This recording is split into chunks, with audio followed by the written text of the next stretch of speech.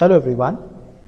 Today we'll be dealing with Module 4 DC generator. A DC generator is an electrical machine which converts mechanical energy into a direct current electricity. This energy conversion is based on the principle of production of dynamically induced EMF. So any machine can work as either a generator or a motor. Now basically the electrical machine works on the principle of electromagnetic induction.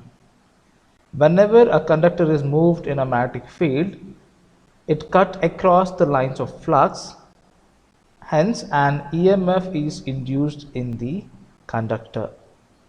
If the conductor forms a closed electrical circuit, it causes a current to flow in it. So for the generation of EMF, there should be a relative motion between the conductor and the magnetic field. Construction of a DC machine. A DC machine can be used as a DC motor without any constructional changes and vice versa. Thus, a DC generator or a DC motor can be broadly termed as a DC machine. So this is your DC generator. There are many parts in a DC generator. So the circle which you can see at the outermost is called as yoke.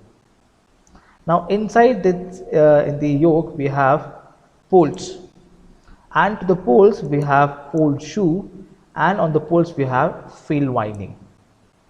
So here the stator part is your yoke and the pole. Now we'll come with armature, which is the rotor part of the machine, and it has uniform slots on its periphery wherein armature winding is placed in these slots. Again, after the armature we have a device which is called as commutator, right? And on these commutator we have brushes placed. So let's see the explanation of each and every part one by one. Yoke. So the outermost circle of the machine. So it is the outermost cover of the machine, which is made up of cast iron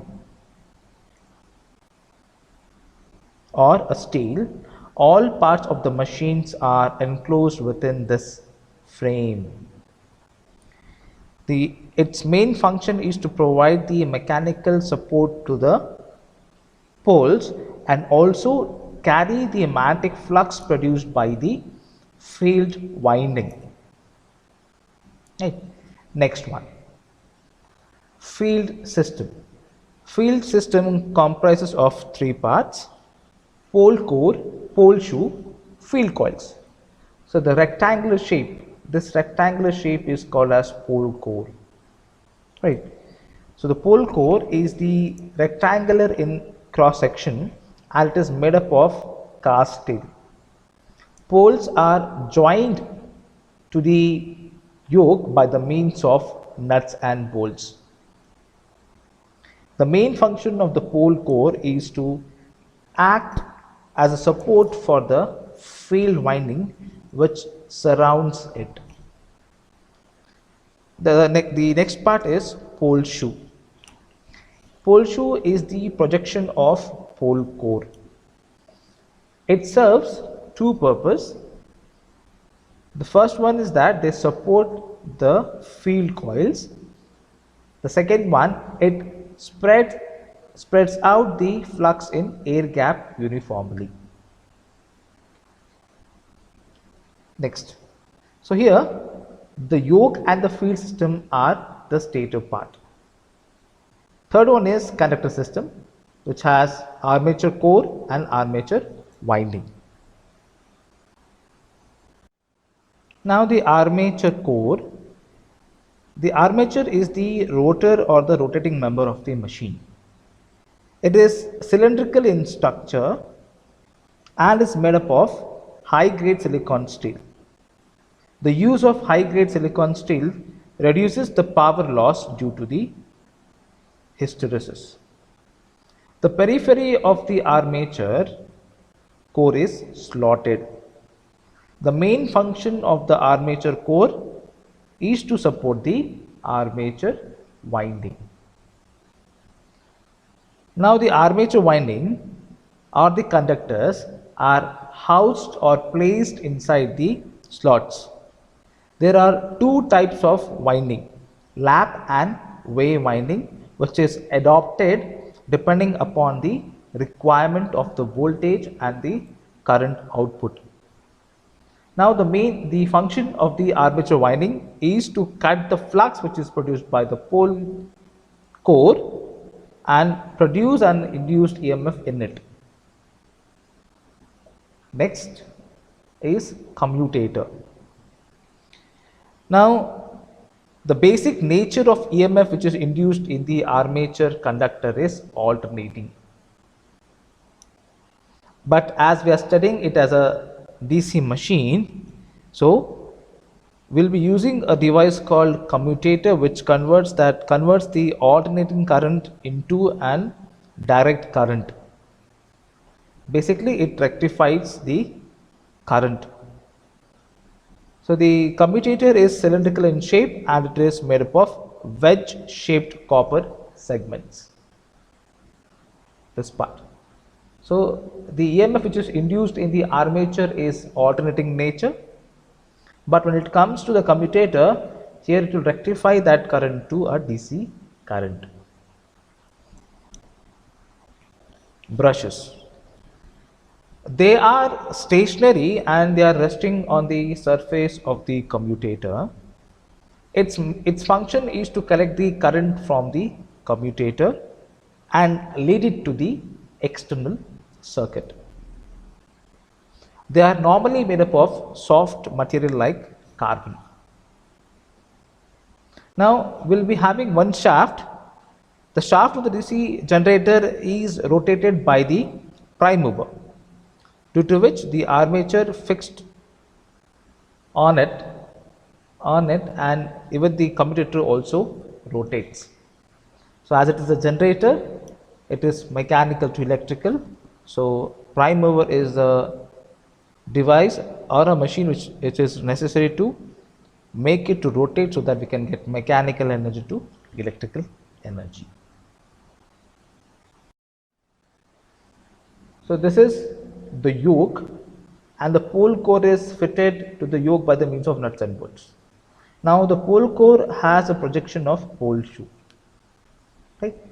So these are the again main parts of a DC generator. Again the machine consists of two basic parts as discussed, stator and rotor. Stator are nothing but your yoke and the field system. The field system is comprised of pole core, pole shoe and field winding. Now the conductor system comprises of armature core, armature winding, which is a rotor part. Even the commutator is a rotor part, and the basic nature of EMF induced in the armature conductor is alternating quantity. So commutator is to collect the current induced in the armature winding and rectify it, that is convert the alternating current induced in the armature winding to a direct current. Here it is made up of copper segment which is insulated from each other by a mica sheet and mounted on the shaft of the machine. Brushes which are stationary and resting on the surface of the commutator, and they are made up of soft carbon. Its function is to collect the rectified current from the commutator and make it available to the external circuit. Now the shaft and the bearing, the armature core and the commutator are mounted on the single shaft which is coupled to the prime mover. So the prime mover is coupled to this shaft. On this shaft you have the armature core and the commutator. So the armature core has armature slots, and in these slots we have conductor, and these conductors are connected to the commutator segments, wherein the EMF induced in the armature core is alternating and that current is passed to the commutator to convert that to direct current. So the shaft is supported at both the ends by bearings. Now on the right side there is an animation of stator and the rotor of a DC generator. So the outer part is the stator, which is acting as a magnet, which will create a constant magnetic flux. Now this is a shaft, and on the shaft you have a commutator, and on the commutator there are two brushes which are resting. So once the shaft rotates, at the same time the commutator also rotates and the armature core rotates. So because of that, the armature conductor cuts the flux which is produced by the stator magnets. Therefore, the EMF will be induced in the armature core, which is an alternating, and that current is passed through the commutator to which will convert back to a DC current. And from these two brushes we will be collecting the current.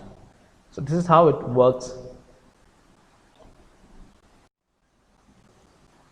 So again, there is one more picture how exactly the connection between the armature conductor and the copper commutator segments. And here on the right side, there is for the illustration purpose, there are two poles, north and south, and there is a coil, right? One end of the coil, that is red one, is connected to the commutator segment, and the blue one, which is another coil, connected to the commutator. We'll see how exactly the commutator segment is going to work. And on the commutator we have two brushes, and to that brushes we have a voltage source connected. So we can see that we are getting a direct current. So basically AC will be induced in the coil, and that current is going to flow through commutator, which will get us a direct current. Now let's see the action of commutator here. So the commutator is cylindrical in shape. It's a metal ring cut into two halves, C1 and C2 respectively, separated by a thin sheet of mica. Now this commutator is mounted on the rotor shaft. The ends of the coil side AB, and CD are connected to the segments C1 and C2 respectively. So there are two brushes which are stationary resting on the commutator and going to lead the current to the external load. Now you can see that the coil side CD, which is under S pole, is connected to the positive brush, whereas the coil side AB, which is under north pole, is connected to a negative brush. Now here for the first picture on the left hand side, the coil side AB and the CD are under north and south pole respectively. Here the segment C1 connects AB to a point B. So the AB coil connects to C1 and connects to the coil P, to a point P of the load resistance R, and segment C2 connects the coil side CD to a point Q of the load. Now the direction of the current through the load is from Q to P only. So this is the first case wherein the conductor is going to rotate in a clockwise direction. So you can see that AB has a direction which is an upward, CD has a direction of downward, wherein AB is under north pole, CD is under south pole. Now once it takes a rotation or revolution of 180 degree, the coil side AB is under south pole and the coil side CD is under north pole. Now even the segments C1 and C2 have moved through 180 degree rotation, wherein C1 is now in contact with the positive brush and C2 is in contact with a negative brush. And even the current directions for coil CD and AB are reversed. So the coil side AB is connected to the point Q of the load, and the coil side CD is connected to the point P of the load. Again, the direction of the current is through the load is from Q to P.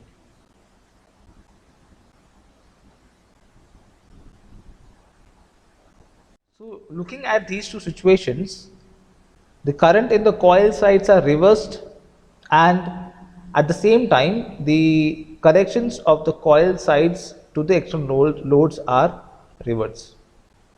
So this means that the current is going to flow in same direction through the load.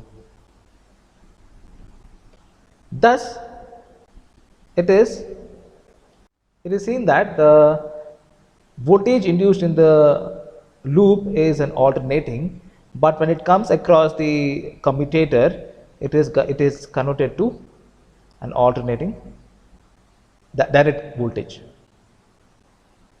So the purpose of brush is to simply lead the current from the winding to the external stationary load.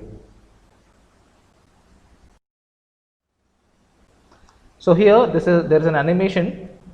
So how exactly the coil is going to rotate, and with that coil even the commutator segments are going to rotate, and you can see that the brushes are stationary on the commutator segment.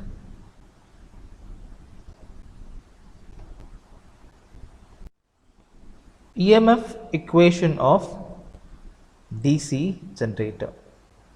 Let P is equal to number of poles, phi is equal to flux produced per pole in Weber, Z is equal to total number of armature conductors, A is equal to number of parallel paths in armature, N is equal to rotational speed of armature in revolution per minute. So the flux cut by one conductor in one revolution is equal to D phi is equal to P phi.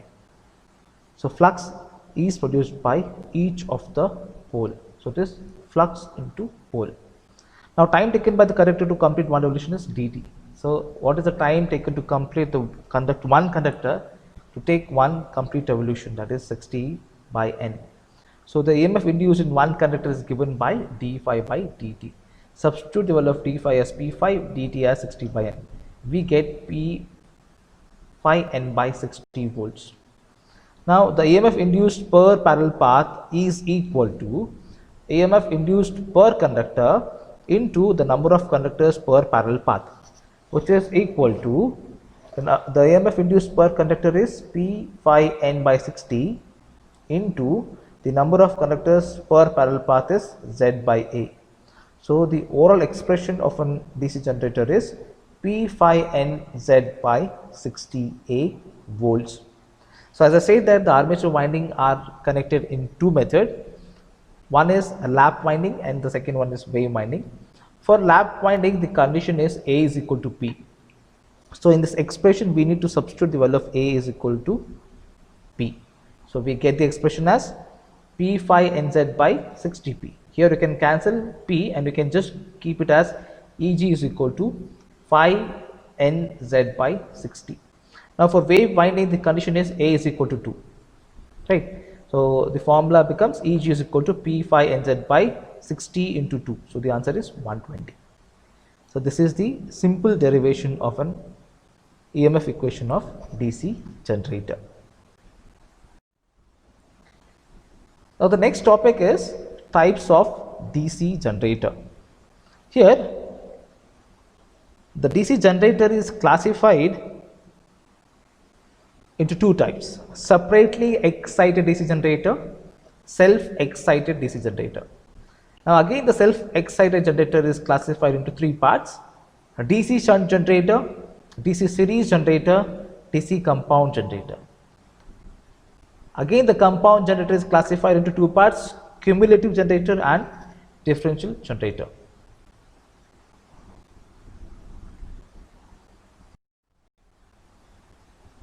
Symbolic representation of DC generator. So there are two windings which are in DC generator. One is the field winding which is placed on the pole, and second one is the winding which is placed in the armature core, that is in slots, armature slots.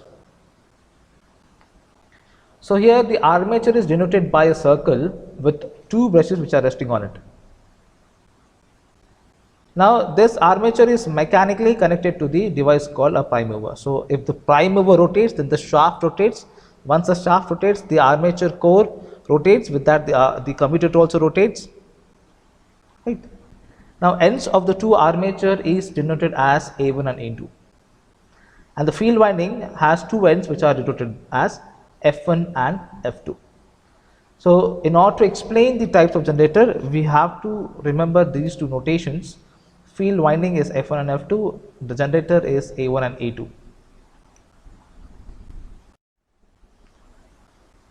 The very first one is separately excited DC generator. So in this you can see that this is the exact working of a separately excited DC generator. The picture represents about that. So here you can observe that there is a separate field winding to which you are supplying DC voltage source.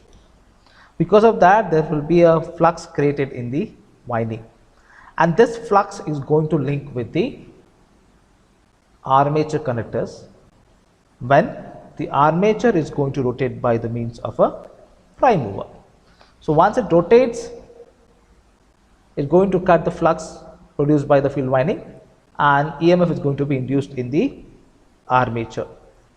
So as the coils are making one circuit, it will produce its own current, that is current IA, that is called as armature current. Now this armature current is going to flow through the load. So the load will be having its own current, that is load current IL, and across the load there will be a voltage called as terminal voltage. So here the field winding is supplied from the external DC voltage source of voltage VF. Due to this, the current IF flows through the field winding and a magnetic flux is produced. So when the armature is rotated by a prime mover, the armature conductor cuts the magnetic flux and EMF E is induced, which is nothing but the generated voltage. Now when the load is connected across the armature terminal, current IL flows through the load. If V is the terminal voltage of the DC generator, then IA, that is the armature current, is equal to the load current, and the equation of the terminal voltage will be V is equal to E, that is the generated EMF in the armature, minus the armature resistance drop, that is IA into RA. As the armature have some windings, it will have its own resistance also, therefore there will be a drop, voltage drop, therefore it is called as armature resistance drop, that is IRA, minus the armature reaction drop minus the brush contact drop. So this is the explanation for the separately excited DC generator, and make sure that you are writing all the points and the equations for that. So here the terminal voltage is equal to the EMF which is generated minus the armature resistance drop, that is IARA, minus the armature reaction drop and the brush contact drop. So let's see what exactly these the term resistance drop and the reaction drop and the brush contact drop means. So here the generator is loaded. So once the generator is loaded, there is a current IL going to flow through the load. Hence the current IA, which is known as armature current, flows through the armature conductor, as the armature conductors are forming a closed circuit. So the same current is going to flow through the load current, load side, that is IL. So these conductors have a small resistance called as RA, that is armature resistance. Hence there is a small voltage drop which is occurring in the armature, that is IARA, due to the current flowing through the armature conductor. So that is armature resistance drop. Now when the current flows through the armature conductor, the armature is going to set up its own flux, which is known as armature flux, and this flux is going to oppose the main flux which is produced by the pole core, and it is going to distort it. Because of that, the main flux gets reduced and the EMF which is induced in the DC generator also gets reduced. So this is called as armature reaction. So there are two conditions here. Once the DC supply is given to the field winding, it is going to create a constant flux. Now when the armature is going to rotate, the armature current are going to cut the flux produced by the pole core. So because of that, there is an EMF induced in the armature, which is an alternating. But as the armature winding are connected, are making a closed loop, there is a current flowing in the armature. So obviously a current carrying conductor is going to carry some flux, create a flux. So that flux which is created by the armature is going to oppose the main flux produced by the pole. Therefore, the main flux gets reduced and the EMF induced in the DC generator also gets reduced. Now, the brush contact resistance. The current flowing through the armature conductor reaches the load through the brushes, which are placed over the rotating commutator. The contact between the commutator and the brushes has some resistance known as brush contact resistance.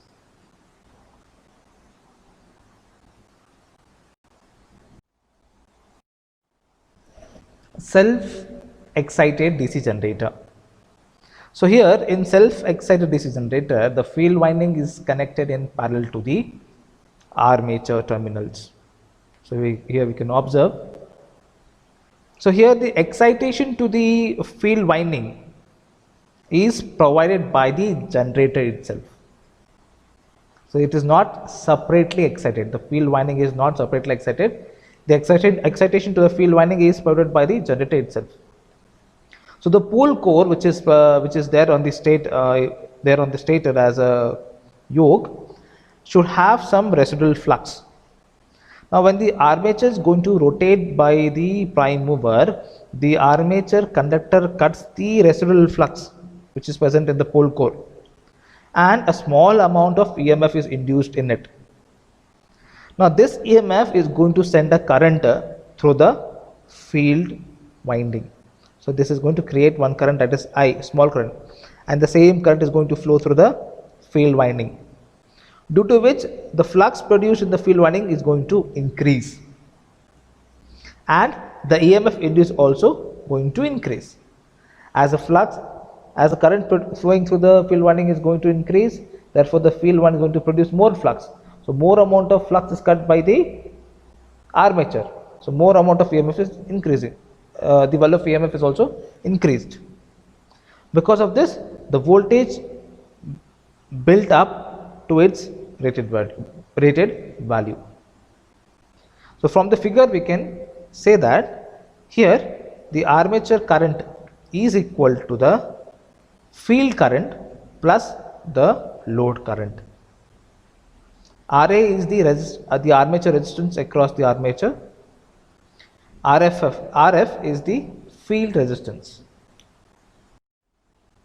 So we get the equation as IA is equal to IL plus IF, and the terminal voltage is equal to E minus IARA minus ARD minus BCD. ARD is armature reaction drop minus brush contact drop.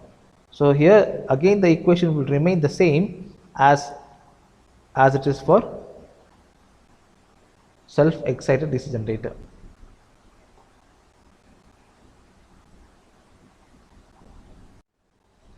DC shunt generator. So there are three types of self-excited DC generator. One is DC shunt generator, DC series generator, and DC compound generator. Now we'll be looking at DC shunt generator. Here again the field winding is connected across the armature terminals, and ISH is the current flowing through the shunt field winding. So armature is going to give some current, and that is the same current which is going to flow through the field current, and the same current is going to flow through the load current. So IA is equal to ISH plus IL. Here the field winding consists of large number of thin turns of copper, so that its resistance is high and the value of ISH is very small. Again the equation for IA is equal to IL plus ISH, and terminal voltage V is equal to E minus IARA minus armature reaction drop minus the brush contact drop. Now this voltage is across the field winding, therefore ISH is what? V by RSH. So here the current IA is getting divided into two parts. One is shunt field current and another one is the load current. IA is equal to ISH plus IL. Therefore, we get the equation as V is equal to E minus IARA minus ARD, that is armature reaction drop, minus the brush contact drop.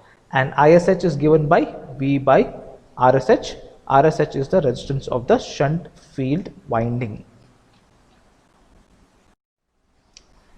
DC series generator.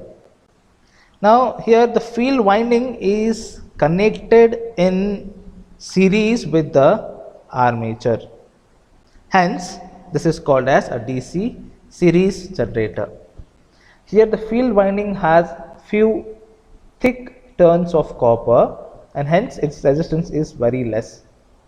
Therefore, the armature current IA is equal to ISE, the series current, which is equal to the load current.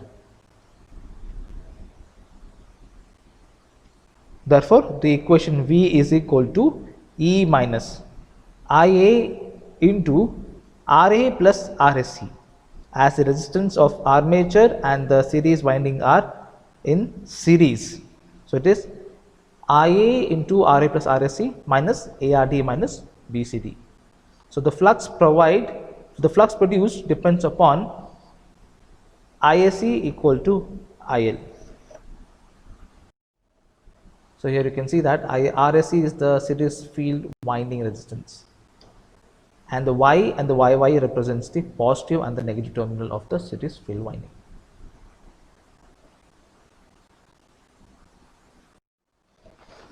DC compound generator. This is the third classification of self-excited generator. The DC compound generator contains both shunt field winding and series winding. If the flux produced by the two field windings are connected in such a way that the flux produced by them are in same direction and are additive, then the generator is said to be cumulative compound.